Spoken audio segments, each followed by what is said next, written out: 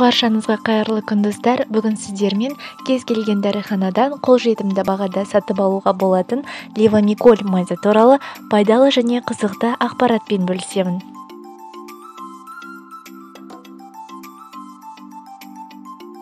Безеуден құтылғыңыз келсе, левомиколь майзын безеуге жағып бірнеше сағатқа қалдырыңыз.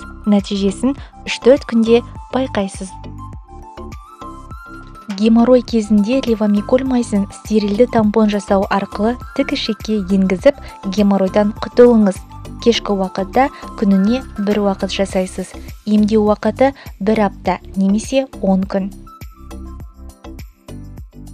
Кез келген іріңді жарамен күйікте левомиколь таптырмас ем.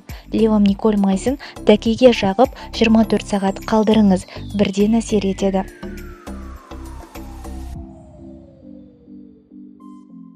Табандағы сүйелді емдеу үшін күніне 2 рет левомикольдан компресс жасаңыз. Нәтижесін 1 аптада көретін боласыз. Левомиколь майзын кешкі уақытта жарылған өкшеңізге жағып қойыңыз. Емдеу уақыты 10 немесе 15 күн. Нәтижесі бірден байқалады.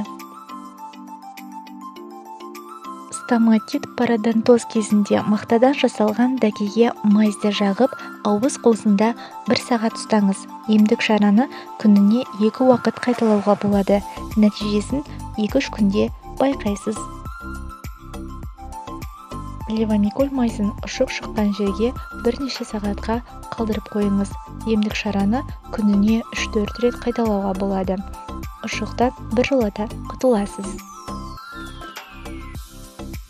Екпеден кейінгі көгеруді кетіру үшін немесе екпеден кейін салынған жеріңіз қатты болып қалса, тарамаса, левомиколь майзын сол жерге жағып, сыртынан лейкопластыр, яғни таңғышпен таңып қойсаңыз да болады.